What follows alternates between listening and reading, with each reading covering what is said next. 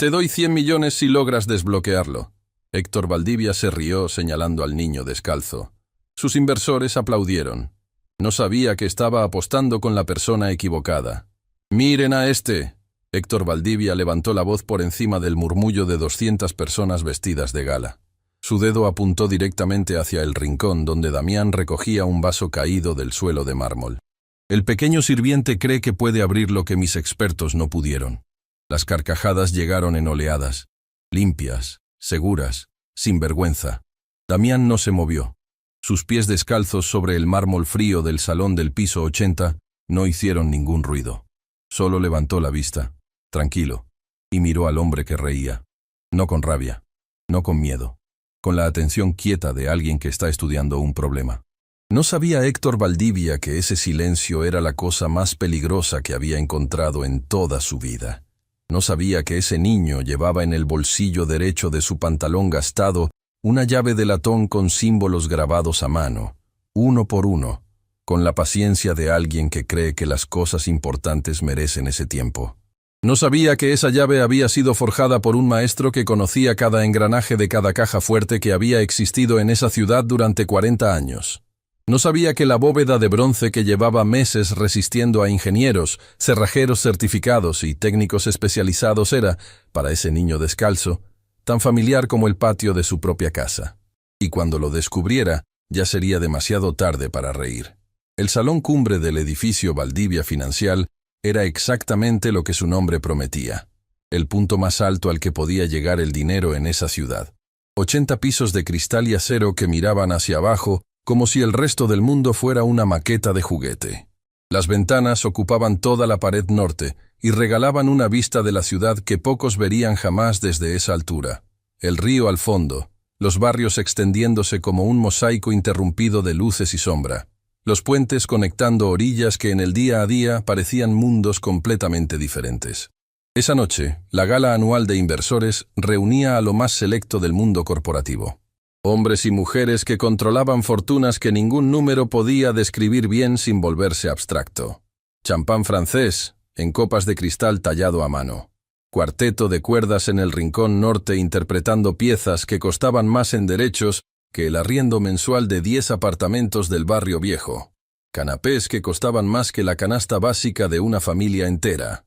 Trajes que llevaban apellidos de diseñador. Conversaciones donde se mencionaban cifras con la misma ligereza con que otra gente menciona el clima del domingo. Y en ese mismo salón, invisible para casi todos, Damián cargaba bandejas. Tenía 11 años, manos pequeñas pero seguras, con ese tipo de firmeza que no viene del tamaño, sino de la costumbre. El tipo de concentración que solo se desarrolla cuando nadie te está mirando porque nadie cree que importas. Recogía vasos con cuidado, apilaba platos vacíos, retiraba servilletas usadas hacia la cocina con pasos silenciosos que ningún ojo seguía. Así funcionaba la invisibilidad en ese mundo. Perfecta, total, conveniente para todos los que se beneficiaban de ella sin pensarlo demasiado. Tenía trabajo que hacer. Ayudaba a su madre. Eso era suficiente. Valeria Rondón llevaba 4 años trabajando para la empresa de catering que prestaba servicio a los eventos de Valdivia Financial. 4 años cargando bandejas, limpiando copas con el paño especial que dejaba el cristal transparente como el aire, sonriendo aunque los pies le ardieran a las 11 de la noche. 4 años aprendiendo a moverse entre personas que nunca aprenderían su nombre. Esa noche, el personal era insuficiente porque 2 meseros habían llamado enfermando a última hora. Su jefa, la señora Flórez, le había dicho en voz baja mientras acomodaban el carrito de servicio en el corredor. «Tu hijo puede ayudar. Que esté discreto y no toque nada importante». Damián era discreto. Lo había aprendido del abuelo Ernesto, quien decía que el mejor cerrajero del mundo era el que nunca hacía ruido ni cuando trabajaba ni cuando terminaba. Hasta que Héctor Valdivia decidió romper esa invisibilidad. Héctor tenía 52 años, hombros anchos y una sonrisa que nunca llegaba a los ojos. Había construido su reputación sobre una mezcla de inteligencia real y crueldad meticulosa. Sabía leer mercados mejor que casi nadie en el sector. Sabía leer personas también. Sabía exactamente cuándo alguien era débil, cuándo era útil, cuándo era descartable. Usaba ese conocimiento como una herramienta sin pedirle perdón a nadie. Para él, personas como Damián eran simplemente parte del entorno. Objetos que debían estar presentes para que el evento funcionara, pero que no merecían atención salvo cuando estorbaban. Esa noche tenía además una razón especial para celebrar, o al menos eso creía. En el centro del salón, sobre una plataforma iluminada por 3 focos direccionales ajustados con precisión, descansaba la pieza central de la gala. Una bóveda de bronce macizo de casi 1 metro de altura, con herrajes forjados a mano de finales del siglo anterior, y un mecanismo de cifrado puramente mecánico, sin electrónica, sin pantallas digitales, sin código numérico. Solo engranajes interiores, 8 discos rotativos con símbolos grabados en marfil auténtico, y una serie de bielas de acero que conectaban cada elemento en un sistema tan complejo como un reloj de precisión hecho a mano para durar para siempre.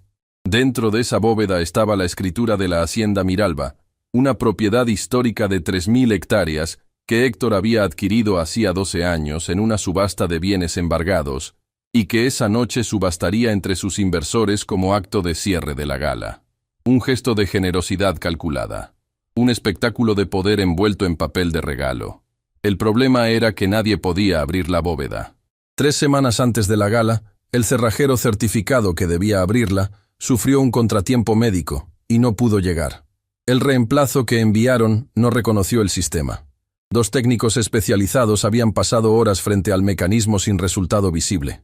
Un ingeniero especialista en bóvedas históricas voló desde otra ciudad, pasó 4 horas con la caja y se fue silenciosamente, admitiendo en voz baja que nunca había encontrado ese sistema de cifrado en 20 años de trabajo. El fabricante ya no existía. Los registros técnicos, perdidos en el tiempo. Los herederos del taller, dispersos sin saber lo que guardaban. Héctor había convertido el misterio en marketing con la habilidad que lo caracterizaba. La bóveda que nadie puede abrir, decía el programa impreso de la gala, con letras elegantes sobre papel satinado de primera. El desafío de la noche. Prometía un bono adicional de 100 millones de pesos para quien lograra abrirla antes del cierre del evento. Hasta ese momento, 4 ingenieros, un matemático especialista en criptografía, 2 cerrajeros con certificaciones internacionales y un técnico en sistemas de seguridad habían intentado. Todos habían fallado. La bóveda permanecía cerrada, imperturbable, mientras las copas de champán se vaciaban y llenaban a su alrededor como si el mundo fuera exactamente lo que debía ser. Damián la había visto cuando entró al salón con su madre. Se había detenido exactamente 3 segundos. No más. Sus ojos recorrieron el tambor exterior, los 8 diales, el sistema de bielas secundarias, el símbolo del fabricante grabado en la base. Luego siguió caminando porque había trabajo que hacer. Pero sus ojos ya habían reconocido el símbolo del fabricante. 3 engranajes entrelazados dentro de un círculo, con una llave cruzada debajo. Era el mismo símbolo que estaba enmarcado en la pared del taller de su abuelo Ernesto. ¿Por qué te detuviste?, le había preguntado su madre Valeria en voz baja mientras avanzaban hacia la cocina. Nada, mamá. Reconocí algo. Valeria no preguntó más. Tenía bandejas que preparar y pies que ya le dolían antes de que la noche empezara. El taller del abuelo Ernesto Rondón olía a aceite de máquina, cuero viejo y metal trabajado. Era un olor que Damián había aprendido a amar antes de saber que estaba aprendiendo algo. Desde que podía sostenerse en pie junto al banco de trabajo, desde los 4 o 5 años cuando todavía usaba un banquito de madera para llegar a la altura adecuada, había pasado tardes enteras mirando cómo las manos del abuelo abrían mecanismos que otras personas llamaban imposibles. Ernesto era el mejor cerrajero de la ciudad. No el más famoso, no el más publicitado, el mejor. La diferencia entre fama y calidad era algo que él conocía muy bien y que mencionaba con frecuencia y sin amargura. La fama es lo que la gente cree que eres. La calidad es lo que eres cuando nadie mira. Trabajaba solo, rodeado de piezas de reloj desmontadas, llaves antiguas de metales que ya no se usaban, mecanismos de bóveda que sus clientes consideraban objetos decorativos, y él consideraba conversaciones interrumpidas que esperaban ser terminadas. Le había enseñado a Damián desde que el niño tenía 4 años, no como lección formal, no como obligación, como conversación entre 2 personas que se entienden bien sin necesitar demasiadas palabras. Un mecanismo de cifrado mecánico, le explicaba Ernesto, mientras sus manos trabajaban sin apresurarse y sin detenerse. No es diferente a un idioma. Tiene su gramática, sus reglas de concordancia. Si aprendes las reglas, puedes leer cualquier cosa que te digan, no importa en qué dialecto esté escrita. Sus dedos se movían con la precisión de alguien que lleva décadas hablando ese idioma. Y lo mejor es que los idiomas no discriminan. No preguntan de dónde vienes ni cuánto tienes en el bolsillo. Solo preguntan si los aprendiste bien. ¿Y si no conozco las reglas?, preguntaba Damián desde su banquito junto al banco de trabajo, con los codos apoyados y la barbilla en las manos. Entonces, observas, escuchas. Los mecanismos hablan si sabes cuándo quedarte quieto. Una pausa mientras sus dedos ajustaban algo invisible desde afuera. La mayoría de las personas fuerzan las cosas. Creen que la puerta cede a la presión. Pero una buena cerradura no cede a la presión. Solo cede al conocimiento. Nunca al apuro. Damián había absorbido esas tardes como esponja. No como lección ni como obligación. Como conversación entre dos personas que se entienden bien. Ernesto había fallecido hace 2 años. Una mañana de invierno sin anuncio. Sentado en su silla del taller con una llave de latón en la mano. Damián había llegado esa tarde para visitarlo, como hacía casi todos los días después del colegio, y lo había encontrado así, tranquilo, como si simplemente se hubiera quedado dormido con el trabajo a medias. Como si el trabajo nunca terminara del todo. La llave que tenía en la mano era distinta a todas las demás del taller. Tenía símbolos grabados en el cuerpo cilíndrico, pequeños y precisos como si fueran notaciones musicales. Damián se la guardó en el bolsillo sin saber exactamente por qué. Simplemente supo que era para él. Que el abuelo la tenía en la mano en ese momento por una razón que todavía no era el momento de entender. Esa llave llevaba 2 años en su bolsillo. Había viajado a través de 3 pantalones diferentes. Siempre la transfería cuando cambiaba de ropa, con el mismo cuidado con que otra persona transfiere un documento importante. Era el último objeto que había tocado el abuelo Ernesto. Y eso era razón suficiente para no soltarla jamás. Lo que Damián no sabía todavía era que esa llave y esa bóveda tenían una historia en común que comenzaba 40 años atrás, en el taller donde él había aprendido a escuchar los mecanismos. Rodrigo Rondón había trabajado en construcción durante 15 años. Era el tipo de trabajo que no deja huella visible pero que sostiene el mundo. Andamios, mezcla, estructura. Era bueno en lo suyo y lo sabía sin necesitar que nadie se lo confirmara. El accidente ocurrió una mañana de miércoles, sin ninguna señal de advertencia previa, como ocurren las cosas que cambian la trayectoria de una vida entera. Un mal paso en el 3er piso de una obra en el barrio norte. El pie que no encontró el apoyo que debía encontrar. La caída de 1,5 metros que en el momento pareció menor, pero que las semanas siguientes revelaron como definitiva. 3 vértebras lumbares comprometidas. 2 cirugías. 1 año de recuperación parcial.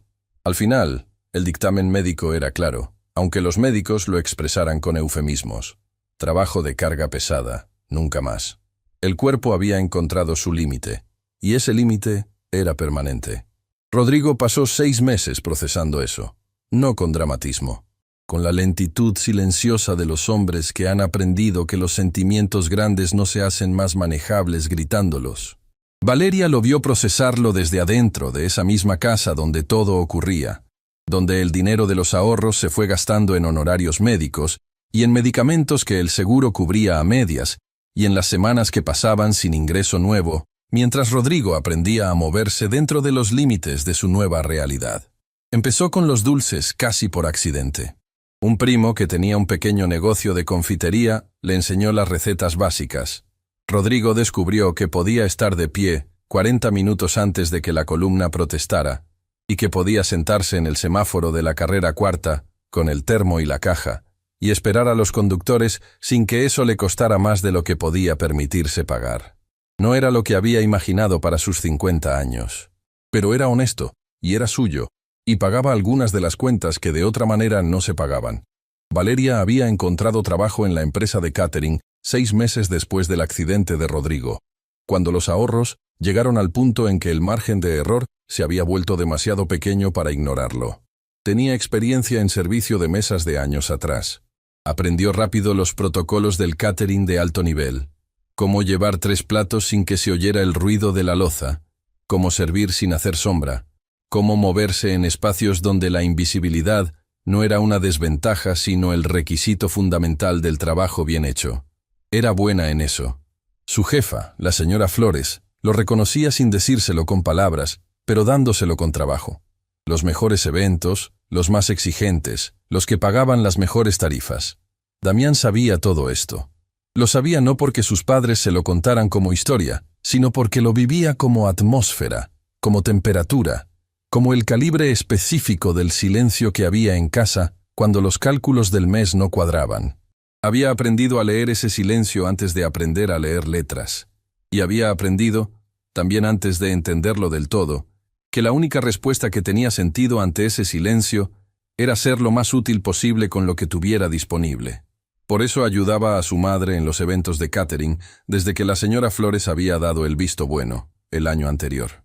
Por eso había desarrollado esa calidad de movimiento quieto que Hernán, el dueño del restaurante del barrio, llamaba con admiración el paso del gato fino.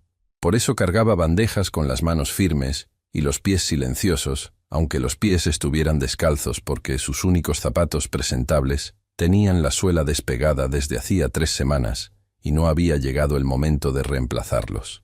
Y por eso, también, había pasado tardes enteras en el taller del abuelo Ernesto desde que tenía memoria. No como escapatoria, como aprendizaje que no tenía nombre oficial, pero que era tan real como cualquier cosa enseñada con pizarrón y examen. La tarde de la lluvia, cuando Damián tenía 8 años, fue diferente a las otras. Ernesto estaba trabajando en el banco con una pieza que Damián no había visto antes. Un cilindro de bronce compacto con 8 discos rotativos, cada uno grabado con símbolos distintos en lo que parecía marfil. El niño lo miró desde su banquito sin preguntar, porque había aprendido que las preguntas correctas llegan solas, si esperas el momento en que el trabajo da un respiro. Ernesto tardó 20 minutos en mirar hacia él. Cuando lo hizo, había en su cara la expresión que Damián reconocía como el preludio de algo importante. Esto es un fragmento de ensamblaje Castaño. ¿Sabes lo que es? No. Los talleres Castaño hermanos fabricaron las mejores bóvedas mecánicas de esta ciudad durante 60 años. Cerrajería de precisión. Sin electrónica, sin códigos digitales, sin nada que se pueda hackear ni que se rompa con un corte de luz. Pura mecánica. Pura ingeniería de relojero aplicada a seguridad. Ernesto giró el cilindro lentamente bajo la lámpara de trabajo. Fabricaron 16 modelos del tipo más complejo que construyeron.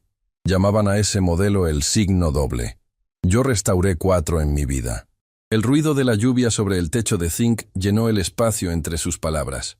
¿Para qué sirven esos símbolos?, preguntó Damián. Son la gramática del mecanismo, el idioma en que está escrita la llave que no existe en ningún bolsillo. Ernesto puso el cilindro sobre el banco con suavidad. El signo doble no abre con un código numérico. Abre si conoces la progresión correcta de sus 8 discos. Esa progresión es lo que el taller llamaba la gramática. Y la gramática no estaba escrita en ningún papel público. Se transmitía de maestro a aprendiz, de voz a voz, dentro del taller. Cuando el taller cerró, lo que quedó de esa gramática quedó en la memoria de las pocas personas que la habían recibido. ¿Y tú la sabes? Ernesto sonrió. Era la sonrisa de alguien que guarda algo valioso y que ha encontrado finalmente la persona correcta a quien mostrárselo. La aprendí de un aprendiz del taller que emigró al norte, cuando yo todavía era joven. Antes de irse, me la enseñó porque creía que el conocimiento que no se transmite muere con quien lo tiene. Y tenía razón. Una pausa. Hoy te la voy a enseñar a ti, no porque la vayas a necesitar mañana, sino porque no sé cuándo la vas a necesitar. Y eso es razón suficiente para que la tengas. Damián escuchó durante 2 horas, con la lluvia sobre el zinc y el olor a aceite y cuero como fondo constante. Ernesto enseñaba de la misma manera en que trabajaba, sin apuro, sin repetición innecesaria, con la convicción de que la persona que escucha con atención genuina no necesita que le repitan lo que dijo la primera vez. Al terminar, giró la silla hacia el niño y le preguntó, ¿la tienes? Damián repitió la gramática completa. Los 8 símbolos en el orden de espiral correcto. La firma del maestro al final, variable según la unidad. transmitida con la llave física que el artesano dejaba como registro privado de su trabajo. Ernesto asintió una vez. No dijo, bien hecho, ni, qué inteligente eres. Dijo, ahora es tuya también. No la guardes sola. Cuando llegue el momento de transmitirla, transmítela. Damián no entendió del todo esa última parte entonces. La entendería mejor más tarde, en un auditorio con sillas plásticas, con el libro de taller en una mano y la llave de latón en la otra. La humillación llegó sin previo aviso, como siempre llegan las cosas que duelen de verdad, de frente, sin disculpa, con testigos. Damián había cometido el error de detenerse demasiado cerca de la plataforma donde descansaba la bóveda. No era exactamente curiosidad, era algo más profundo, más viejo que él, el instinto que el abuelo Ernesto le había cultivado durante años. Cuando encuentras un mecanismo que reconoces y que todavía no entiendes del todo, no te alejes, quédate quieto y escucha. El mecanismo te dice lo que necesitas si le das tiempo suficiente. Así que Damián se quedó quieto, con una bandeja vacía en la mano, mirando el tambor exterior de la bóveda. Y Héctor Valdivia lo vio. Oye, la voz de Héctor cortó el aire del salón como tijera sobre seda. No era una voz para pedir. Era una voz para recordarle a alguien exactamente cuál era su lugar en el mundo y cuánto espacio le correspondía ocupar en él. Tú, ¿estás aquí trabajando o admirando el paisaje? Damián giró lentamente. Trabajando, señor. Entonces trabaja. Héctor lo señaló con el índice, sin molestarse en bajar la voz aunque 200 personas pudieran escucharlo. Y aléjate de ahí. Eso no es para gente como tú. Las personas más cercanas giraron a mirar. La frase no necesitaba aclaración. Todos en ese salón entendieron exactamente lo que significaba. Marcos Villega, el director financiero de Valdivia Financial, 40 años y una carrera construida sobre la habilidad de reír en los momentos correctos y callarse en los que no lo eran, soltó una risa pequeña y controlada. Era el tipo de risa que es peor que una carcajada abierta porque tiene más cálculo y más intención. Dos inversores cercanos intercambiaron una mirada de complicidad.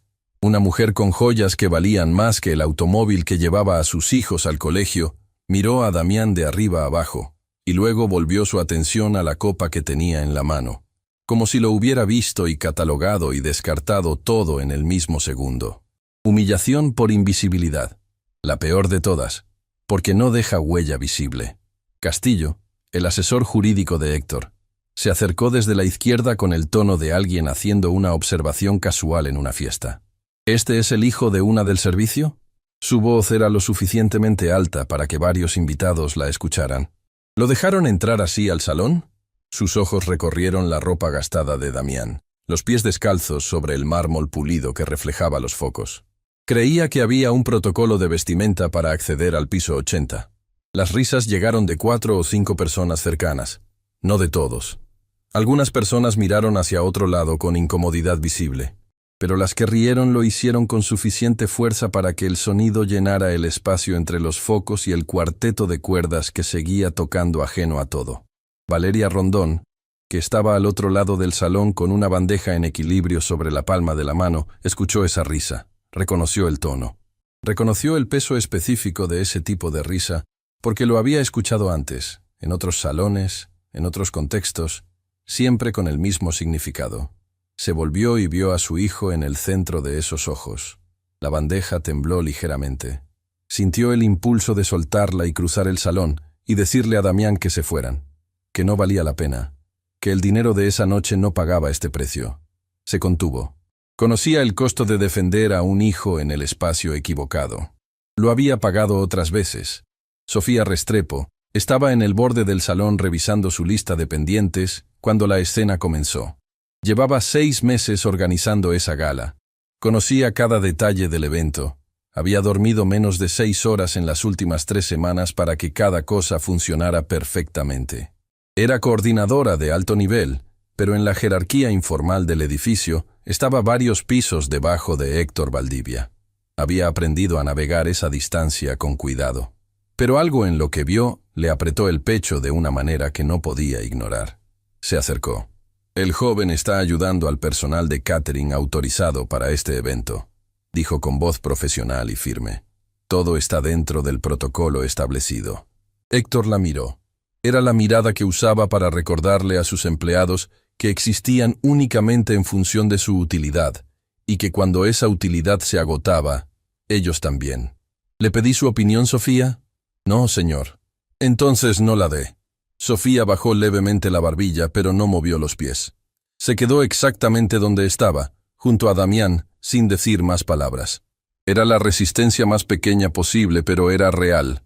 No se fue. El niño la miró de reojo. Solo un segundo. Con una gratitud que no tuvo tiempo de tomar forma en palabras, pero que Sofía reconoció igual.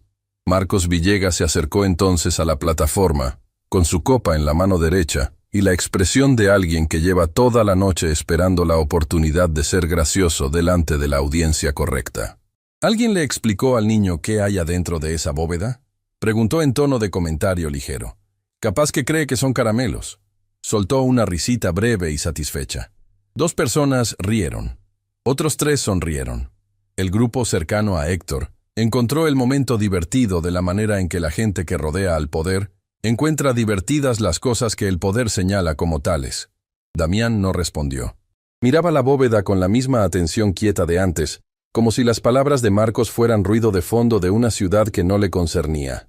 Y fue exactamente ese gesto el que irritó a Héctor más que cualquier otra cosa que había ocurrido hasta ese momento. La indiferencia de los pobres ante el poder es lo que más incomoda a los poderosos, porque revela que el poder, a veces, no alcanza tan lejos como cree llegar, que hay personas que no reconocen la autoridad de tu dinero porque están demasiado ocupadas en algo más importante. «Oye», la voz de Héctor cambió de tono. Se volvió performativa, orientada hacia la audiencia que lo rodeaba. Los mejores espectáculos necesitan una audiencia, y Héctor sabía exactamente cómo construirlos. ¿Ves esa bóveda? Damián la miró. Sí, señor. 4 ingenieros la intentaron. Un matemático especialista. 2 cerrajeros con certificaciones internacionales. Un experto en sistemas de seguridad. Héctor levantó las cejas. Ninguno pudo. Lleva meses ahí y nadie la ha podido abrir. ¿Tú crees que podrías? Silencio de 3 segundos. ¿Sabes qué hay adentro? 100 millones de pesos en bonos al portador, más la escritura de una hacienda histórica. Héctor hizo el gesto de quien presenta un espectáculo que ya conoce el resultado. Te lo propongo formalmente, delante de todos mis invitados. Si logras abrir esa bóveda esta noche, todo lo que hay adentro es tuyo. 100 millones. La escritura. Todo. Las conversaciones del salón se fueron apagando una por una, como velas que alguien soplara en secuencia ordenada. ¿Le está haciendo una apuesta a un niño del servicio? Preguntó alguien en voz baja. Puede hacer lo que quiera. Es su evento. Respondió otro sin apartar los ojos de la escena. Marcos ya sacaba su teléfono para grabar. Varios invitados lo imitaron. El instinto de documentar lo que se cree que será una humillación está grabado en algo más viejo que las redes sociales. Sofía Restrepo dio un paso al frente. Señor Valdivia, quizás no es el momento adecuado para... Sofía. La voz de Héctor fue cortante como instrumento afilado. Si vuelve a interrumpirme esta noche, mañana hablaremos de su continuidad en este proyecto. ¿Entendido? El salón lo escuchó. Sofía apretó los labios. Asintió una vez, con un movimiento mínimo de cabeza. Héctor volvió a mirar a Damián. ¿Y bien? ¿Tienes miedo? ¿O es que no entiendes lo que te estoy ofreciendo? Damián miró la bóveda. Luego miró a su madre, que lo observaba desde el otro lado del salón con los ojos llenos de algo que era mitad terror y mitad confianza ciega en algo que ni ella misma podía explicar. Luego miró a Héctor. ¿Está hablando en serio?, preguntó Damián. Completamente en serio. Delante de 200 testigos. Necesito acercarme a la bóveda. Acércate cuanto quieras. Héctor hizo un gesto amplio hacia la plataforma, el gesto del mago que abre el escenario. Tienes toda la noche, aunque dudo que la necesites. Las carcajadas volvieron, más abiertas, más relajadas, porque para todos en esa sala, lo que estaba a punto de ocurrir era exactamente lo que parecía. Un espectáculo breve y predecible que terminaría con el niño descalzo alejándose avergonzado, mientras Héctor Valdivia se lucía ante sus inversores como el hombre que lo controla todo, incluyendo la ingenuidad ajena. Nadie consideró la otra posibilidad. Nadie excepto Damián, que se acercó a la bóveda de bronce con el mismo paso tranquilo que había aprendido en el taller del abuelo Ernesto, sin apuro, sin anuncio, como si ya supiera lo que iba a encontrar cuando llegara, porque había un detalle que todos habían ignorado. Y ese detalle lo era todo. Damián se paró frente a la bóveda y la miró como se mira a alguien que se conoce de mucho tiempo y que no ha cambiado tanto como decían que había cambiado. El símbolo del fabricante estaba grabado en la base del tambor exterior. 3 engranajes entrelazados dentro de un círculo, con una llave cruzada debajo. Pequeño, casi invisible bajo el ángulo específico de los focos de la plataforma. Pero Damián lo había reconocido desde la puerta del salón cuando entró con su madre esa noche. Ernesto Rondón tenía ese mismo símbolo enmarcado en su taller. Talleres Castaño Hermanos, le había explicado a su nieto durante una de esas tardes de aceite y metal y tiempo bien usado. Los mejores fabricantes de bóvedas mecánicas que existieron en esta ciudad. Operaron durante 60 años y cerraron cuando el fundador murió sin herederos que quisieran continuar el oficio. Sus trabajos todavía andan por el mundo en colecciones privadas, en edificios históricos, en subastas donde nadie sabe exactamente lo que está comprando ni lo que vale. Una pausa mientras sacaba una pieza del banco de trabajo. Yo restauré 4 de sus modelos en mi vida. El más complicado de todos fue el que llamaban signo doble. Damián miraba ahora el tambor exterior con sus 8 diales de símbolo grabados en marfil. El sistema de bielas secundarias que conectaba cada dial con el mecanismo interior a través de una arquitectura que era más ingeniería de precisión que simple cerraja. Era un signo doble. Tenía que serlo. El patrón era inconfundible para quien lo había estudiado. El signo doble era el modelo más complejo que los talleres Castaño Hermanos habían fabricado en toda su historia. Solo 16 unidades en 50 años de operación. La secuencia de apertura no era una combinación de números ni un código digital. Era una lectura de patrones. Cada dial tenía 6 posiciones posibles, y la combinación correcta dependía de una progresión que el fundador llamaba la gramática del mecanismo. No existía registro escrito público de esa gramática. Era transmitida de maestro a aprendiz, dentro del taller, de boca en boca y de mano en mano, sin papel que se pudiera robar, ni copia que pudiera filtrarse hacia afuera. Ernesto la sabía. La había aprendido de un aprendiz del taller que emigró décadas atrás, y que antes de irse la transmitió como quien pasa un testimonio que no puede perderse. Y se la había enseñado a Damián una tarde lluviosa cuando el niño tenía 8 años, sentado en el banquito junto al banco de trabajo, con el ruido de la lluvia sobre el techo de zinc del taller como fondo. «Esto no te va a servir de nada inmediato», había dicho Ernesto mientras explicaba con la paciencia de alguien que cree profundamente en el valor del conocimiento que todavía no tiene uso conocido. «Pero guárdalo aquí». Tocó su propia cabeza con el dedo índice. «Las cosas que aprendes sin necesidad inmediata son siempre las que te salvan cuando menos lo esperas. El conocimiento que parece inútil es el que tiene más valor porque nadie más se tomó el trabajo de aprenderlo». Damián puso una mano sobre el primer dial. No lo giró. Solo apoyó la punta de los dedos y sintió la resistencia del mecanismo debajo. El pulso suave de los engranajes internos en reposo. Era como tomar el pulso de un animal dormido. El animal estaba ahí, vivo. Solo esperaba el momento correcto. «Ya terminó», dijo alguien entre el público. «Está tocando para aparentar que sabe algo». «Dale un minuto», respondió otra voz con tono condescendiente. «Va a darse cuenta solo de que no puede y se irá». El primer paso de la gramática Castaño no era girar ningún dial, era escuchar. Ernesto siempre lo decía con la misma firmeza invariable. El mecanismo te dice cuál es su posición neutral si lo tratas con respeto y con silencio. La posición neutral era el punto de partida para todo lo que seguía. Sin ella, cualquier secuencia empezaba en el lugar equivocado. Era una instrucción que sonaba casi mística para quien la escuchaba de afuera. Para Damián era tan concreta y tan práctica como cualquier otra cosa que el abuelo le hubiera enseñado. Los mecanismos mecánicos de precisión tienen tolerancias minúsculas entre sus piezas. Cuando están en reposo y bien conservados, esas tolerancias crean variaciones de resistencia que los dedos entrenados pueden detectar. No con cualquier dedo, con dedos que han pasado tiempo suficiente tocando mecanismos quietos, aprendiendo el idioma del metal en reposo. Damián tenía esos dedos. Los había desarrollado en el taller del abuelo, a lo largo de años en que nadie más habría llamado aprendizaje a lo que ocurría en esas tardes de aceite y luz de lámpara. Pero era aprendizaje, del tipo más profundo, el que entra por las manos antes de entrar por la cabeza. 8 diales, 6 posiciones cada uno, 343 millones de combinaciones posibles si se intentaba al azar. Una sola correcta. Y la secuencia que determinaba cuál era la correcta, guardada en la memoria de un niño descalzo de 11 años, que la había recibido de un hombre que ya no estaba en ningún lugar visible, pero cuya voz seguía siendo perfectamente audible si uno sabía cuándo quedarse quieto. Damián inclinó levemente la cabeza y presionó el oído contra la superficie de bronce, el frío del metal contra su mejilla, el silencio interior del mecanismo, el juego mínimo de las bielas en el tercer dial, donde la resistencia casi desaparecía. Héctor Valdivia lo observaba con la copa todavía en la mano, con la expresión de alguien que ya sabe cómo termina la película. «Está escuchando la caja fuerte», anunció al salón en tono de guía turístico, mostrando algo curioso pero sin valor real. ¿La oirá hablar? Las risas llegaron puntuales. Damián no las escuchó.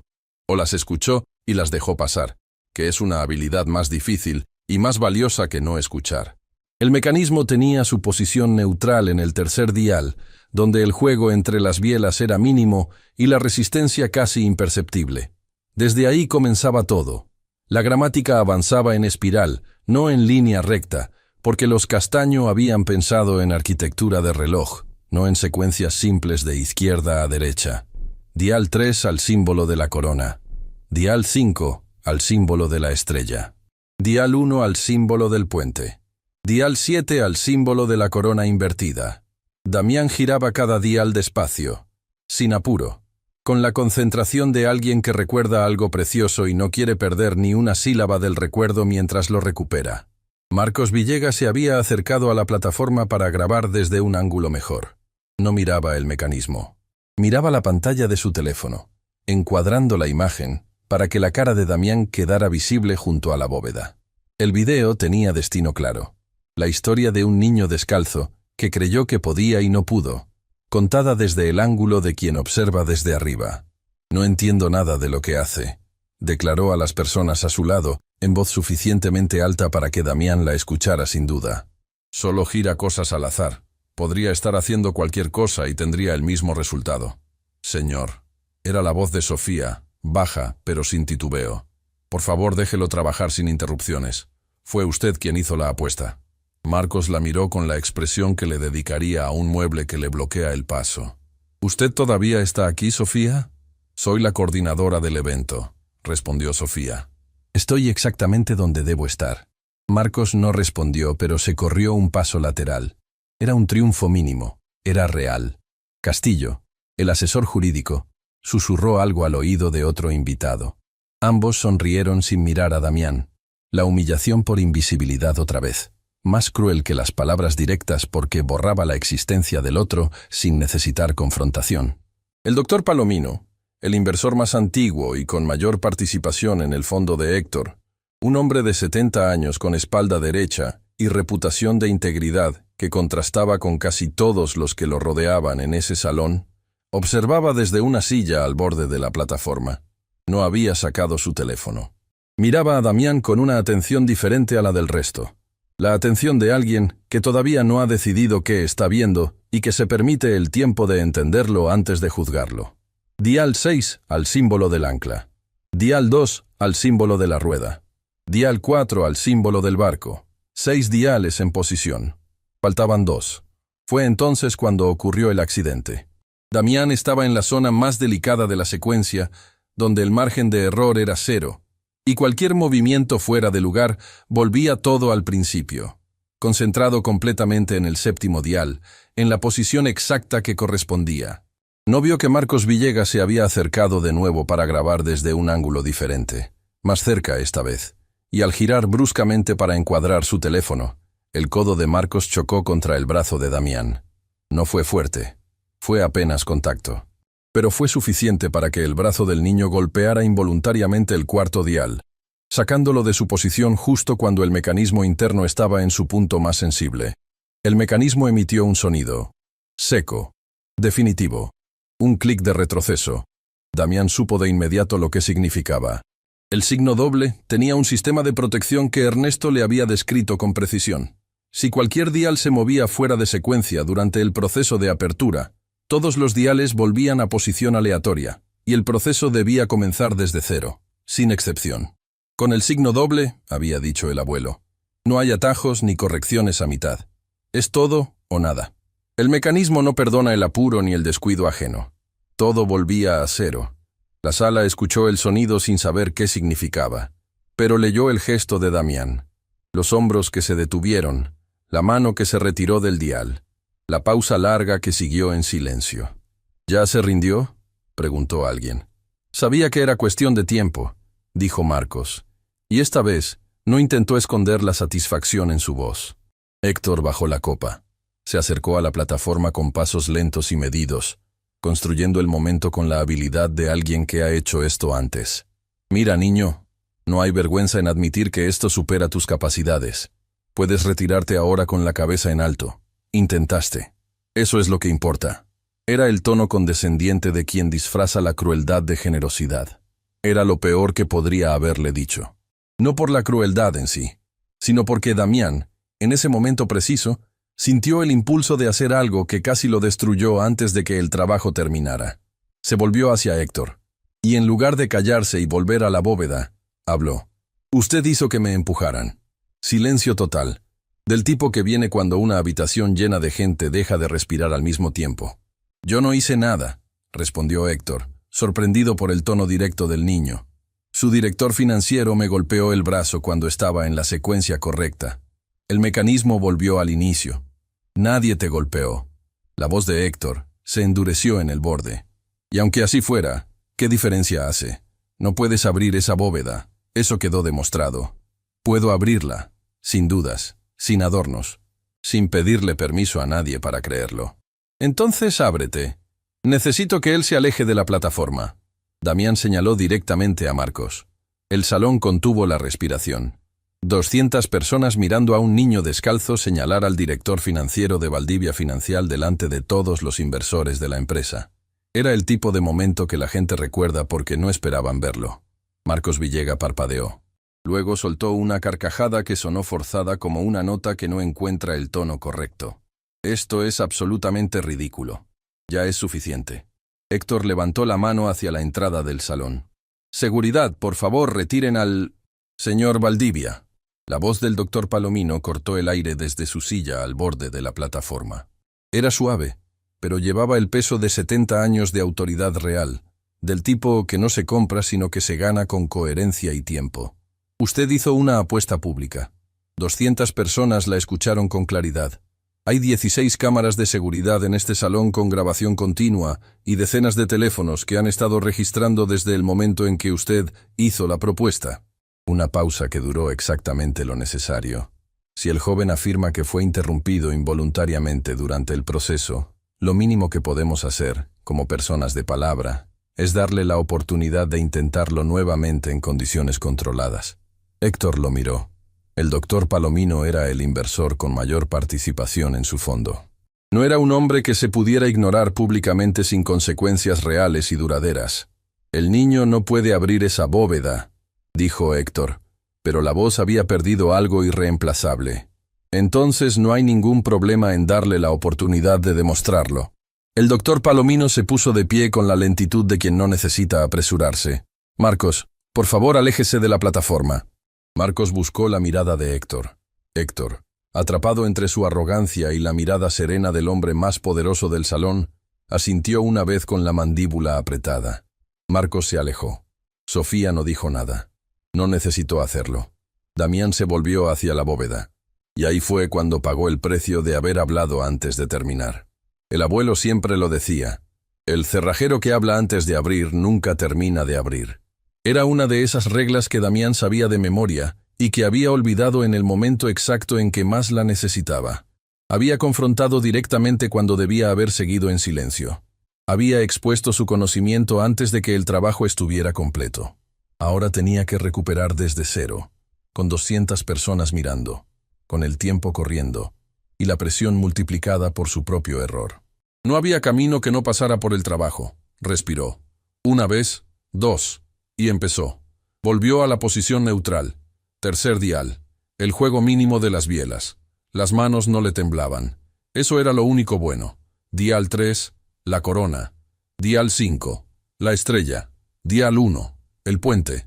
Dial 7, la corona invertida. El cuarteto de cuerdas había dejado de tocar. Alguien les había hecho una señal discreta. El salón estaba en silencio casi total, roto solo por el murmullo de alguna conversación en el borde más lejano y el sonido suave de los sistemas de ventilación del edificio que seguían funcionando, sin importarle nada de lo que ocurría abajo. Dial 6, el ancla. Dial 2, la rueda. Dial 4, el barco. 7 diales en posición. Solo faltaba el último. El octavo dial era lo que Ernesto llamaba la firma del maestro. En el signo doble, el último dial no tenía una posición asignada en la gramática estándar.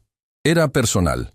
El artesano que ensamblaba la unidad dejaba ese dial en la posición que él elegía como firma de su trabajo, y esa posición quedaba registrada únicamente en el libro interno del taller, que ya no existía en ninguna parte del mundo conocido. Era la parte que Damián no sabía. 6 posibles posiciones, una correcta.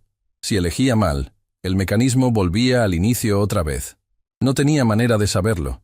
O sí la tenía. La llave. El momento duró exactamente lo que duran los momentos en que todo converge. Menos de un segundo real, una eternidad subjetiva. En ese intervalo, Damián vio con claridad algo que no había visto antes con esa nitidez. El abuelo Ernesto con la llave en la mano aquella mañana de invierno, sentado en su silla, tranquilo.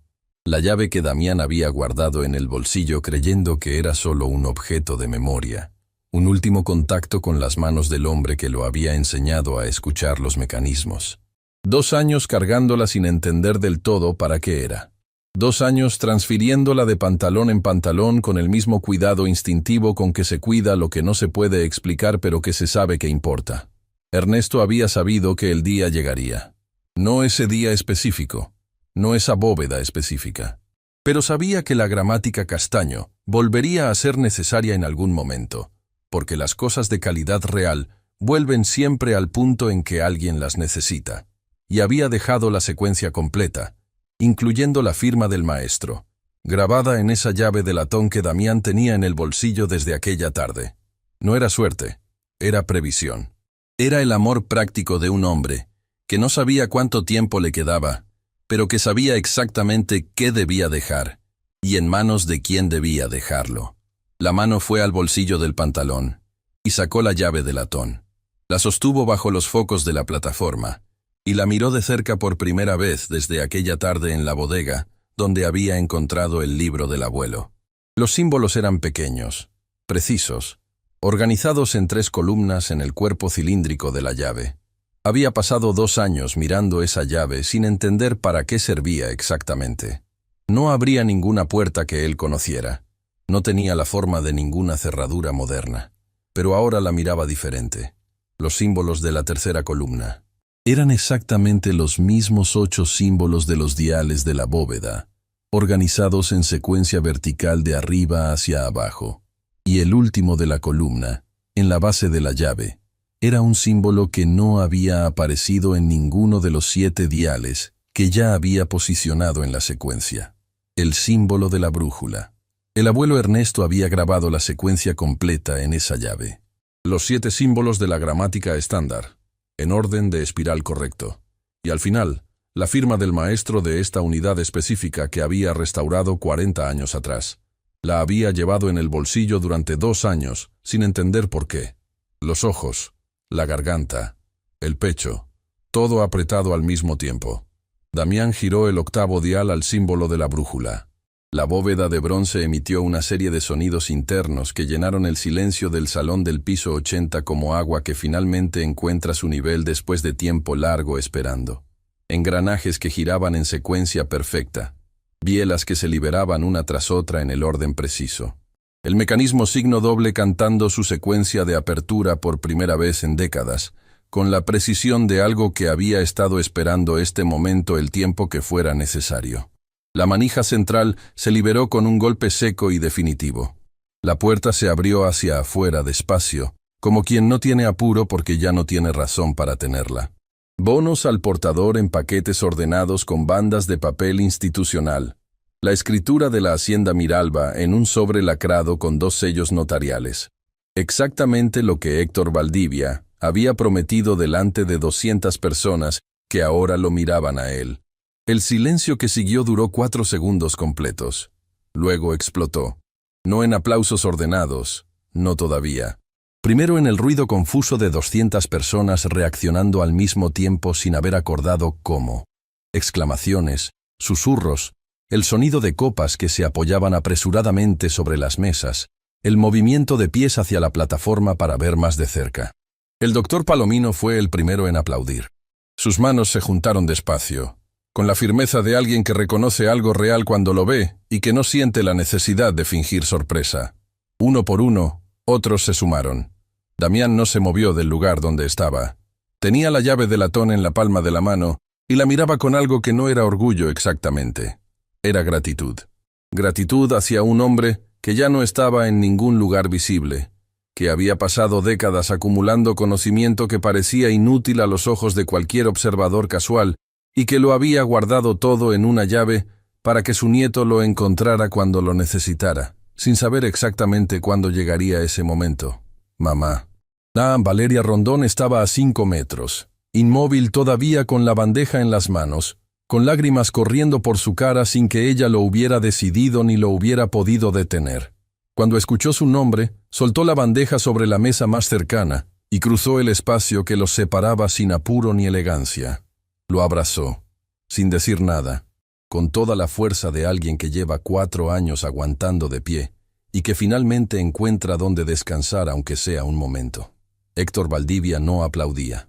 Estaba de pie frente a la plataforma con la copa vacía en la mano derecha y una expresión que había pasado, en cuestión de segundos, por 3 estados que cualquiera con suficiente experiencia hubiera reconocido.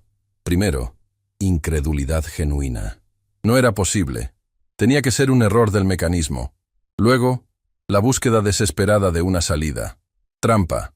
Alguien le había pasado información. Era montado. Ahora. Algo que tardó en reconocer porque no lo había sentido en mucho tiempo. Era vergüenza. Vergüenza real, sin performatividad, sin cálculo ni escapatoria. La que llega sola cuando el espejo no tiene ángulo favorecedor. Esto no puede ser válido, dijo finalmente. La voz sonó hueca incluso para él mismo. El salón respondió con un silencio que era más elocuente que cualquier argumento. Señor Valdivia. El doctor Palomino habló con la calma de quien no necesita elevar la voz para ser escuchado en cualquier sala. El joven abrió la bóveda.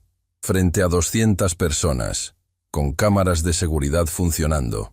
Usted hizo la apuesta públicamente y él cumplió las condiciones que usted mismo estableció.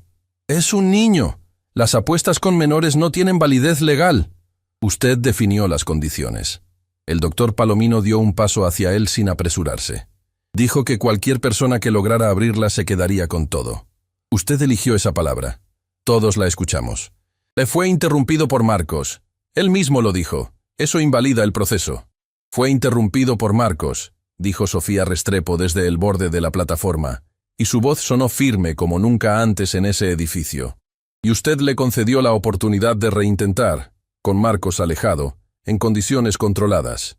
Y lo logró. Todo está grabado. Héctor la miró con la mirada de antes, la que amenazaba consecuencias. Esta vez Sofía no bajó los ojos. Castillo, el asesor jurídico, se acercó a Héctor y le murmuró algo al oído. Héctor escuchó con la mandíbula apretada. Asintió una vez, con un movimiento casi imperceptible. Luego exhaló lentamente. Señor Valdivia. La voz del doctor Palomino no cambió de temperatura. Lo que hace en este momento va a definir lo que estas 200 personas piensan de usted por el resto de sus carreras. Usted sabe eso tan bien como yo. El salón esperó. Héctor Valdivia miró la bóveda abierta. Los bonos ordenados. La escritura en su sobre lacrado. Calculó como siempre calculaba, como había calculado cada movimiento de toda su carrera. Y esta vez el cálculo le dijo que el costo de resistir era más alto que cualquier cálculo anterior. No en dinero únicamente, en algo que el dinero no compra de vuelta una vez que se pierde. La apuesta se cumple. Las palabras salieron como objetos pesados soltados desde altura. El niño ganó. El salón respondió con un murmullo que era mitad alivio y mitad algo más difícil de nombrar. No era admiración por Héctor. Era el reconocimiento colectivo de que a veces las cosas ocurren como deben ocurrir, aunque nadie las hubiera previsto así. Marcos Villega intentó protestar en voz baja junto al oído de Héctor. «Jefe, si dejamos que esto pase sin cuestionarlo legalmente, la Junta va...» «Silencio, Marcos». Era la primera orden que Héctor daba esa noche, que no venía del poder, sino de algo diferente, de algo más antiguo y más difícil. Esa misma noche, mientras los invitados todavía estaban en el salón, Sofía organizó la documentación preliminar de la transferencia con la eficiencia de quien lleva 6 meses preparando cada detalle de ese evento. El doctor Palomino actuó como testigo. 3 abogados presentes en la gala revisaron los términos en tiempo real. Todo registrado. Todo en orden. Los bonos al portador en manos de Valeria antes de que el salón se vaciara. Damián miraba el proceso sin entenderlo del todo. Tenía la llave de latón en el bolsillo otra vez. Valeria no soltaba su mano. «¿Lo sabe tu papá?», le preguntó su madre en voz baja. «No. ¿Cómo lo iba a saber? Vamos a tener que llamarlo». Rodrigo Rondón, el padre de Damián, vendía dulces en el semáforo de la carrera cuarta, porque la lesión en su columna le impedía los trabajos de mayor esfuerzo físico que había hecho toda su vida. Esa noche estaba en casa esperando que Valeria y Damián regresaran con el dinero del jornal de catering. Lo que nadie le había dicho era que esa noche su hijo abriría una bóveda que ningún experto había podido abrir, y que eso cambiaría la trayectoria de toda su familia de maneras que todavía no podían imaginarse del todo. Afuera del edificio Valdivia Financial, la ciudad seguía su ritmo de siempre. El tráfico de la noche, el río al fondo reflejando las luces del puente, los barrios extendidos como un mosaico de lo que existía cuando el dinero no miraba. Nada de eso había cambiado. Pero algo había comenzado. Los videos del salón comenzaron a circular en redes sociales antes de que los últimos invitados abandonaran el edificio. El primero fue publicado por un inversor que había grabado desde el inicio con ángulo completo y buena iluminación. Luego llegaron los otros ángulos. El codo de Marcos capturado desde 3 posiciones distintas. El reclamo de Damián frente a toda la sala. El silencio antes de la apertura del 8º dial. El momento exacto en que la manija cedió. El rostro de Héctor. Ese último clip fue el que se multiplicó más rápido. El rostro de un hombre que ha perdido algo y que sabe exactamente qué es lo que perdió. En menos de 12 horas, el video principal tenía 2 millones de reproducciones. En menos de 24, tenía 6. Pero los números no contaban la historia completa. Lo que los números no podían medir era lo que ocurría en los comentarios, en los mensajes directos, en las conversaciones de familia que comenzaban con «¿Viste el video del niño de la bóveda?», y terminaban en algo más largo y más personal que cualquier viral ordinario. Una mujer que trabajaba como limpiadora de oficinas en una ciudad distante escribió en el hilo de comentarios del video principal: «Mi papá fue zapatero toda su vida y nunca tuvo ni un diploma ni una rueda de prensa, pero sabía cosas sobre cuero y hilo y horma que ningún diseñador de moda podría comprar en ningún curso del mundo. Cuando murió pensé que todo eso se fue con él. Este video me hace querer escribirlo todo antes de que se me olvide». Su comentario recibió 40.000 respuestas en menos de 2 días. La mayoría comenzaban igual. Mi abuelo también, mi padre sabía hacer, en mi familia había alguien que... Era algo que el algoritmo no había planeado y que el dinero no podía fabricar. El reconocimiento colectivo de que el conocimiento práctico transmitido de mano en mano entre generaciones es una forma de riqueza que los balances contables no registran y que por eso parece no existir hasta que alguien la hace visible en el momento preciso. En los foros de coleccionistas de mecanismos históricos, el video desató una búsqueda inmediata de información sobre los talleres Castaño Hermanos. En 72 horas, aficionados de 4 países distintos habían reunido más información sobre la historia de ese taller que la que existía en ningún archivo consultable hasta ese momento. Se identificaron 2 modelos signo doble más en colecciones privadas de otros países. Un académico de historia industrial publicó un hilo extenso sobre la ingeniería de los mecanismos castaño y el motivo por el que su complejidad había superado la comprensión de los cerrajeros modernos. Estaban diseñados para durar más que los manuales que los explicaban. Esa era la filosofía del fundador. La tecnología más duradera es la que no depende de que alguien mantenga el manual actualizado. Damián no leyó ninguno de esos artículos. No tenía cuenta en redes sociales y Valeria, que sí la tenía, decidió no enseñárselos de inmediato. «Tienes 11 años», le dijo con la firmeza amable que es la mejor versión de la autoridad parental.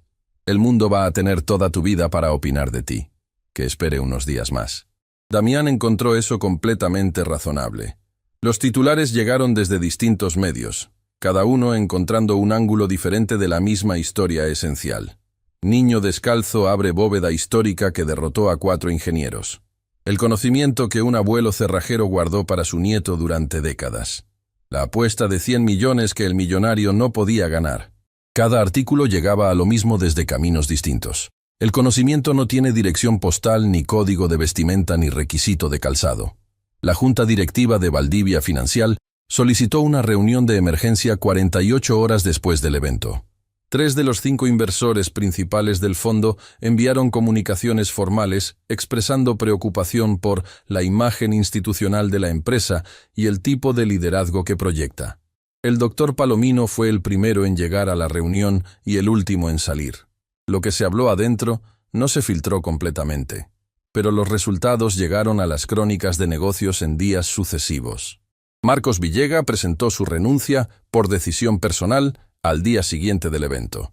Castillo salió 3 días después, también por decisión personal. El comunicado oficial de Valdivia Financial reconocía que los valores de la empresa incluyen el respeto irrestricto a todas las personas con quienes interactuamos, sin distinción de origen o condición. Era el tipo de lenguaje corporativo que todo el mundo entiende, aunque las palabras suenen neutras. Héctor Valdivia no apareció públicamente durante 5 días. Sofía Restrepo fue convocada a la dirección al tercer día, convencida de que recibiría una noticia que ya tenía nombre. En cambio, el nuevo gerente de imagen corporativa le extendió una oferta inesperada. Directora de Relaciones con Comunidades y Eventos, con alcance ampliado y presupuesto propio. Lo que hiciste esa noche es lo que esta empresa necesita entender cómo hacer sistemáticamente, le dijeron. Sofía aceptó. Negoció el salario primero, porque había aprendido que la dignidad se ejerce también en los detalles prácticos. Para Valeria y Damián, el proceso fue más lento y más real que cualquier titular. La noche misma del evento, después de que los documentos quedaron en manos de Sofía para el proceso de transferencia, Valeria y Damián tomaron el último bus del barrio. Rodrigo los esperaba despierto con el televisor encendido pero sin verlo, con la certeza de que algo había pasado porque Valeria no le contestaba los mensajes desde hacía 2 horas, y eso nunca ocurría. Cuando entraron por la puerta, Rodrigo los miró y supo antes de que dijeran nada que lo que había pasado no cabía en una oración sencilla. Valeria se sentó a su lado. Damián se sentó en el piso frente a ellos, con la llave de latón en la mano, y les contó todo desde el principio, sin dramatismo, con la secuencia ordenada del que ha aprendido que los detalles importan. La bóveda, el símbolo del fabricante, la apuesta, el codo de Marcos, la segunda oportunidad, el octavo dial, la brújula. Rodrigo escuchó sin interrumpir. Tenía la misma capacidad de silencio atento que Damián había heredado, aunque en el padre venía de otro lugar, de años de trabajo físico donde la concentración era cuestión de no cometer errores que costaran. Cuando el niño terminó, Rodrigo no habló de inmediato. Extendió la mano y tomó la llave de latón. La sostuvo bajo la luz de la sala y la miró de cerca. Los símbolos grabados en el cuerpo cilíndrico, pequeños y precisos, con la paciencia de alguien que creía que las cosas importantes merecían ese tiempo. Luego la devolvió sin decir nada. «Tu abuelo», dijo finalmente. «Sí», Rodrigo asintió. Una vez. Lento. Era el tipo de asentimiento que significa muchas cosas al mismo tiempo. Reconocimiento, gratitud, algo que se parece al orgullo pero que tiene más profundidad y menos ruido que el orgullo ordinario. Siempre decía que el conocimiento es lo único que nadie te puede quitar, dijo Rodrigo. Que el dinero va y viene, pero lo que sabes se queda. Me lo enseñó a mí también, dijo Damián. Lo sé. Te lo enseñó porque sabía que tú ibas a escuchar. Valeria estaba llorando sin hacer ruido, con la mano apoyada en el brazo de Rodrigo, mirando a su hijo sentado en el piso de linóleo de ese apartamento de 4 ambientes, donde el espacio siempre había sido poco, y el amor siempre había alcanzado de todas formas. Pensó en los medicamentos de Rodrigo, pensó en los zapatos de Damián con la suela despegada, pensó en la señora Flores diciéndole esa noche que esté discreto y no toque nada importante. Pensó en todo lo que había aguantado de pie en 4 años de eventos en los que nadie aprendía su nombre. Y luego dejó de pensar y se quedó quieta con lo que había en ese cuarto, que era suficiente. Más que suficiente. Los abogados tardaron 3 semanas en completar la documentación de la transferencia. La hacienda Miralba era una propiedad de valor legal complejo. 3.000 hectáreas con restricciones de patrimonio histórico, obligaciones tributarias acumuladas y un proceso de regularización catastral que llevaba años estancado. No era simplemente dinero en efectivo. Era una responsabilidad que requería administración, decisiones, tiempo y personas que supieran exactamente qué hacer. El doctor Palomino llamó a Valeria personalmente. Su tono era el de alguien que no está ofreciendo un favor, sino cumpliendo con lo que corresponde. Su hijo abrió esa bóveda limpiamente y en condiciones justas. Lo que hay adentro le pertenece. Asegurémonos de que pueda aprovecharlo. Valeria escuchó y agradeció y lloró después de colgar, en la cocina de su apartamento con Rodrigo a su lado, que la abrazaba sin entender todavía del todo las dimensiones de lo que había pasado. La primera decisión que tomó sin consultar a ningún abogado ni asesor fue llamar a la farmacia donde compraban los medicamentos de Rodrigo. Pagó 6 meses por adelantado. Luego se sentó y lloró otra vez, pero diferente. Damián, durante esas semanas, fue a buscar el taller del abuelo Ernesto. Había sido cerrado después de su muerte, y la familia había pagado el arriendo por 2 meses más antes de devolver las llaves. Los muebles y herramientas habían sido guardados en bodega. Damián fue a esa bodega con la autorización de su madre y buscó entre las cajas hasta encontrar lo que quería. El libro de taller de Ernesto Rondón. Era un cuaderno de contabilidad reutilizado, con las tapas reforzadas con cinta adhesiva y las páginas llenas de una letra pequeña y precisa, que Damián reconocería en cualquier contexto, en cualquier año. 40 años de trabajo registrados con detalle exacto, cada bóveda restaurada, cada mecanismo estudiado, cada problema resuelto, cada cliente atendido. Y al margen de cada entrada, notas personales que no eran técnicas sino filosóficas. Las notas de un hombre que había pensado profundamente en su oficio, y en lo que su oficio le enseñaba sobre todo lo demás. Un buen mecanismo no esconde su lógica, la cuida. La diferencia entre un candado y una trampa es la intención de quien lo diseñó. Lo que aprendes de una puerta cerrada, que el conocimiento es la única llave que nadie puede quitarte. Damián leyó el libro entero en 2 días. Al terminar, lo guardó en su mochila junto a la llave de latón. Eran los 2 objetos que llevaría consigo a partir de ese momento. El encuentro con Héctor Valdivia ocurrió 3 semanas después del evento, en un contexto que nadie habría predicho. Héctor lo solicitó personalmente. A través del doctor Palomino, envió un mensaje a Valeria. Quería reunirse con Damián, sin abogados, sin prensa, sin cámaras, solo una conversación donde pudiera decir cosas que no habían encontrado el espacio correcto para decirse. Valeria consultó al doctor Palomino. El anciano dijo que, en su opinión, la solicitud era genuina, pero que la decisión era de la familia. Valeria consultó a Damián. ¿Quieres ir?, le preguntó. Sí. ¿Por qué? Damián pensó un momento, con la honestidad de alguien que todavía no ha aprendido a responder lo que suena bien. Porque el abuelo siempre decía que un mecanismo que no entiendes es uno que no has estudiado lo suficiente. Todavía no entiendo del todo a ese señor. Valeria sonrió a pesar de sí misma. Estás usando la metáfora de los mecanismos para explicar todo. Es que funciona para todo. Se reunieron en una cafetería del barrio donde vivían, sin trajes, sin champán, café con leche en tazas de cerámica y el ruido normal de la calle entrando por la puerta entreabierta. Héctor llegó solo, con ropa sencilla y la expresión de alguien que ha pasado varias noches sin dormir bien y que sabe que eso es merecido. Se sentó frente a Damián y no habló de inmediato. Pidió café. Esperó a que llegara. Lo tomó con las dos manos, como hace la gente cuando necesita algo firme en que apoyarse. «Quiero pedirte disculpas», dijo finalmente. «No en público. No para las cámaras ni para los registros de ninguna empresa. Aquí, delante de ti». Damián lo escuchó sin interrumpir. «Lo que hice esa noche fue cruel. Usé mi posición para humillarte frente a cientos de personas que me estaban mirando y que iban a seguir mi ejemplo. No tenía excusa. No la voy a buscar». Héctor levantó la vista del café. «Y quiero que sepas algo más. Lo que vi esa noche me hizo pensar en cosas que llevo años sin pensar». «¿Qué cosas?» «En cómo trato a las personas que trabajan para mí. En lo que mi empresa le comunica a la ciudad sobre qué tiene valor y qué no. En cuanto del mundo real he dejado de ver porque estaba demasiado ocupado mirando solo hacia arriba». Hizo una pausa larga, del tipo que viene cuando alguien está diciendo algo que no ha dicho en voz alta antes y que le cuesta más de lo que esperaba. «Mi padre era contador en una empresa grande, buena persona, trabajo honesto, salario justo pero sin lujos. Mi madre trabajaba en una tienda de telas. Pasaban bien pero no tenían lo que yo tengo ahora». Miró sus manos. «En algún punto del camino me olvidé de eso. Me olvidé de lo que se sentía ser el que no tiene nombre para el que está arriba». Damián escuchó todo sin interrumpir. «¿Qué vas a hacer ahora?», preguntó el niño cuando Héctor terminó. Héctor sacó una hoja del bolsillo, doblada en 4. La abrió sobre la mesa. «Tengo una propuesta.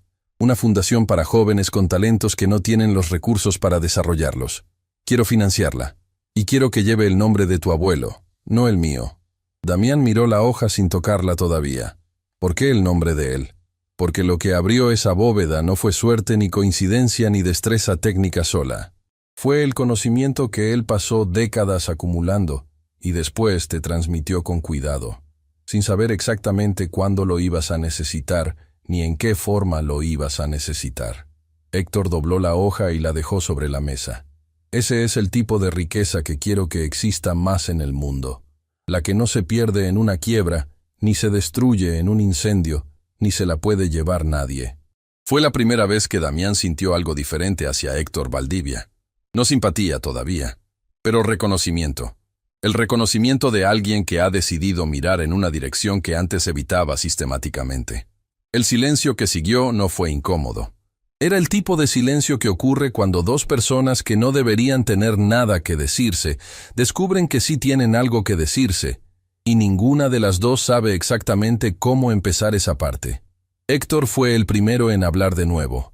«Quiero que entiendas algo», dijo, con la voz de alguien que elige las palabras no para sonar bien, sino para ser exacto. «No estoy haciendo esto para reparar mi imagen. Los asesores de comunicación ya me dijeron que cualquier gesto generoso hacia tu familia sería leído como estrategia de relaciones públicas, y que eso era casi peor que no hacer nada. Tienen razón». Una pausa. «Pero hay cosas que son correctas independientemente de cómo las lea la gente. Tu abuelo me parece una de esas personas que el mundo no supo ver mientras estaba vivo. Eso me importa de manera que no puedo explicar del todo con lógica corporativa». Damián lo escuchó con la misma atención que le dedicaba a los mecanismos.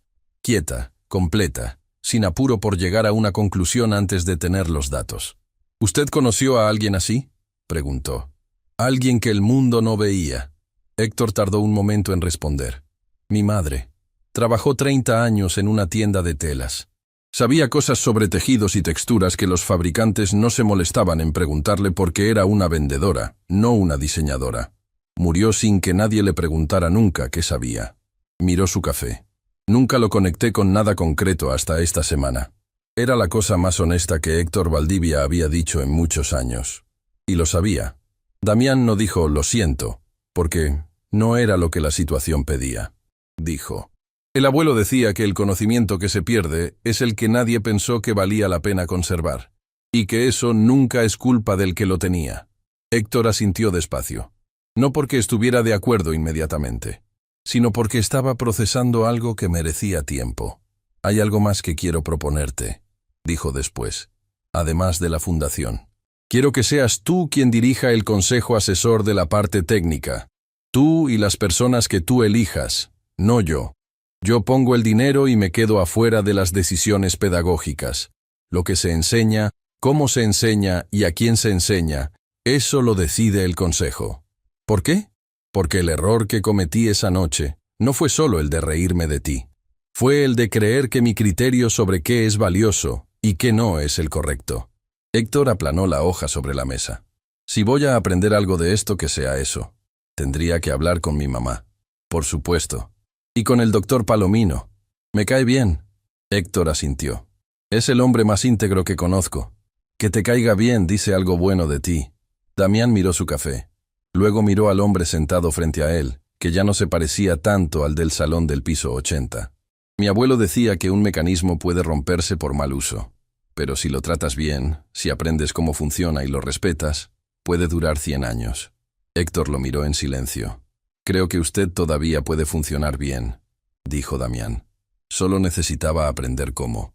Era la cosa más generosa y más directa que alguien le había dicho en años. Y viniendo de quien venía, tenía un peso que ninguna evaluación corporativa podía reproducir ni medir. La Fundación Ernesto Rondón fue presentada públicamente 6 semanas después del evento, en un auditorio sencillo en el barrio donde Ernesto había tenido su taller durante 40 años, sin trajes de gala, sin champán ni cuarteto de cuerdas. Sillas plásticas acomodadas en filas imperfectas, café con leche en termos grandes, empanadas que Valeria y 3 vecinas habían preparado desde las 5 de la madrugada, porque para estas cosas el mejor catering eres tú mismo. El doctor Palomino llegó media hora antes del inicio. Sin asistentes, sin ceremonias. Acomodó sillas junto a otros que llegaban temprano. No dijo nada sobre ese gesto. Solo lo hizo. Sofía Restrepo llegó con su nuevo cargo y con la convicción de que ese auditorio con sillas plásticas y paredes sin decorar era el mejor evento al que había asistido desde que empezó a trabajar en esto. Tomó el café con las 2 manos como todos los demás. Héctor Valdivia llegó puntual, saludó a cada persona presente con la mano extendida y se sentó en la tercera fila como cualquier otro asistente. Sin asistentes. Sin teléfono visible. Rodrigo Rondón estaba en la primera fila. De pie porque prefería estar de pie, aunque el médico le recomendara sentarse para la columna, con el brazo alrededor de los hombros de Valeria. Había venido directamente de su jornada en el semáforo de la carrera cuarta. Los medicamentos estaban pagados. La familia respiraba diferente. Algo había cambiado en la manera en que el aire entraba a los pulmones. Damián subió al podio con el libro de taller de Ernesto en una mano y la llave de latón en la otra. Miró al auditorio. Miró a su madre. Miró a su padre. Luego habló sin preparar la voz. Hace 2 meses un señor muy importante se rió de mí delante de muchas personas. Lo hizo porque soy pobre, porque trabajo cargando bandejas, porque mis pies estaban descalzos en su salón de pisos de mármol. Una pausa. No lo culpo del todo. Vivimos en un mundo que enseña que el valor de una persona se mide por lo que tiene visible. Eso no es verdad. Pero es difícil saberlo si nadie te lo enseñó con claridad y con consecuencias. El auditorio escuchaba en silencio completo. Mi abuelo Ernesto fue cerrajero durante 40 años. No era famoso, no tenía dinero, vivía en un apartamento del barrio viejo y pasaba sus días rodeado de mecanismos que otras personas llamaban inservibles. Damián levantó el cuaderno. Pero en este libro hay 40 años de conocimiento, 40 años de puertas abiertas, de mecanismos estudiados, de problemas que parecían imposibles y que él resolvió porque no se rindió antes de entender. Porque creía que entender era siempre posible si tenías la paciencia suficiente. Levantó la llave de latón. Y dejó ese conocimiento aquí, en una llave que yo cargué 2 años sin entender para qué era exactamente, hasta que llegó el momento en que la necesité. Las lágrimas de Valeria no hacían ruido. Rodrigo le apretó el hombro con la misma mano con que había apretado tantas otras cosas que no se podían decir en palabras.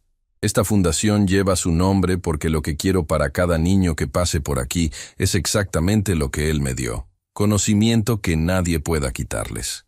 No importa cuánto dinero tengan, ni en qué barrio vivan, ni en qué estado estén sus zapatos, ni si tienen zapatos o no.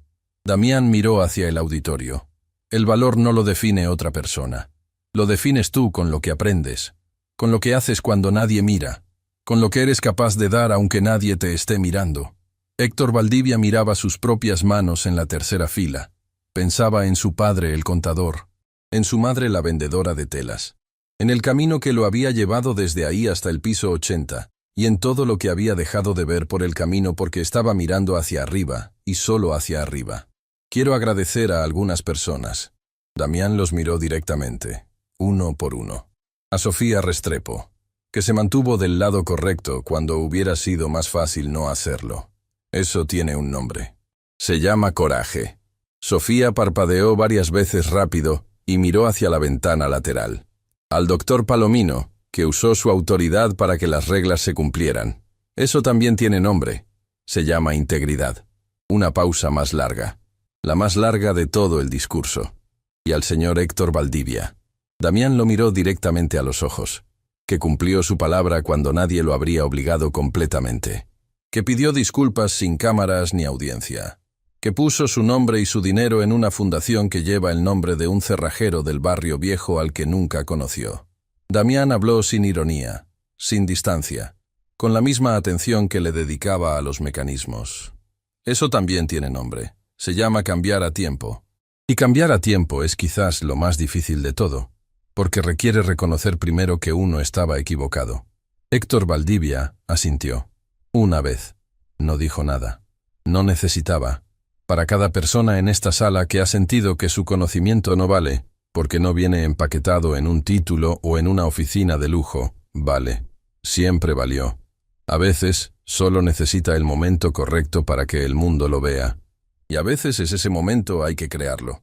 Para cada persona que alguna vez rió de alguien por su ropa, por su trabajo, por cómo llega a los lugares. Esa risa dice más de ustedes que de quien ustedes miraban, y todavía están a tiempo de elegir diferente. El auditorio se puso de pie. No fue el aplauso de un salón de gala. Fue el aplauso de personas que aplauden cuando algo les toca en el lugar donde viven las cosas que importan de verdad. Valeria se levantó y abrazó a Rodrigo con toda la fuerza que tenía. Rodrigo enterró la cara en su cabello, y no habló porque no habría podido aunque quisiera, y eso estaba bien así. El doctor Palomino aplaudía de pie, con los ojos brillantes pero secos, pensando que en 70 años de vida en los negocios no había escuchado un discurso que dijera verdades tan simples con tanta claridad sin pedir nada a cambio. Sofía pensaba en la noche del salón, en el momento en que había dado un paso al frente sabiendo lo que podría costarle. Pensó que ese paso había sido la mejor decisión de su carrera. Y luego pensó que simplemente había sido lo correcto. A veces eso es razón suficiente. Héctor Valdivia pensó en la bóveda de bronce, en cómo había estado cerrada 12 años y en cómo un niño descalzo la había abierto en 20 minutos. No con más tecnología ni más títulos.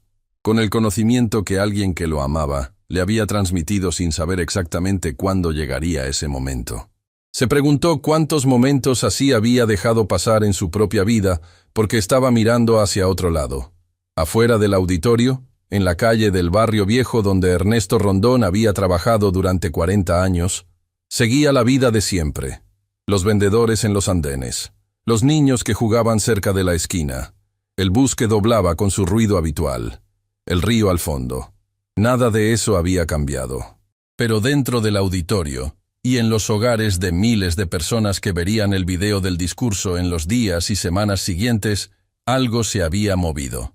No dramáticamente, no de un golpe, sino de la manera en que se mueven las cosas que tienen raíces, despacio, profundo, sin hacer demasiado ruido.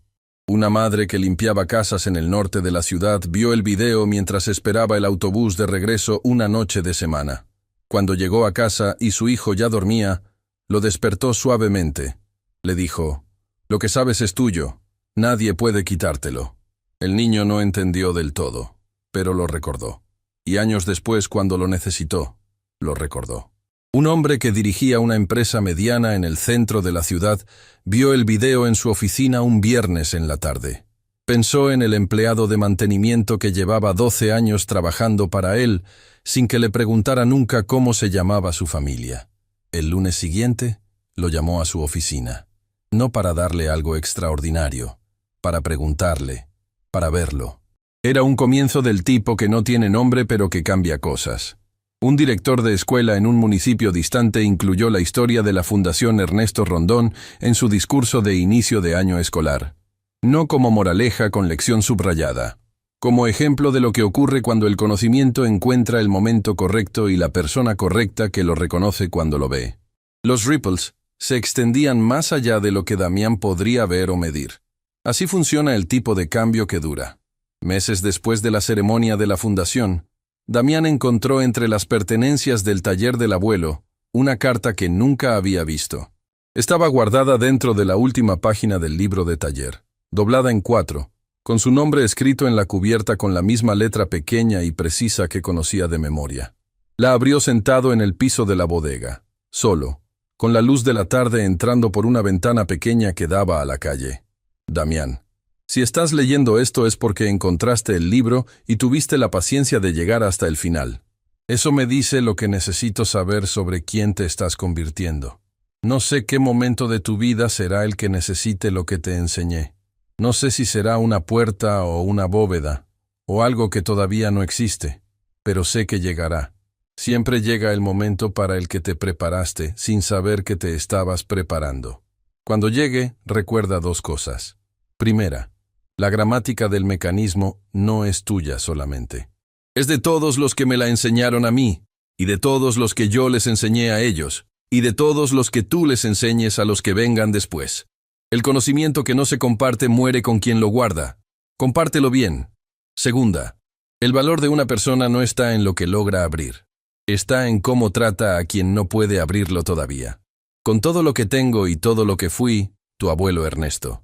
Damián dobló la carta con cuidado y la guardó dentro del libro de taller, en la misma última página donde la había encontrado. Luego guardó el libro en la mochila junto a la llave de latón. Afuera, la calle del barrio seguía su ritmo. Un bus, un vendedor, el ruido de los niños en el andén, las cosas que siempre habían estado ahí y que seguirían estando mucho después de que todo lo demás cambiara. Adentro, en esa bodega con olor a aceite de máquina y cuero trabajado y tiempo acumulado, un niño que había aprendido a escuchar los mecanismos entendió por primera vez que el conocimiento más importante no viene de lo que logras abrir, sino de lo que decides cuidar y de lo que eliges compartir. La llave había existido siempre. Lo que cambió fue el día en que alguien creyó que merecía usarla.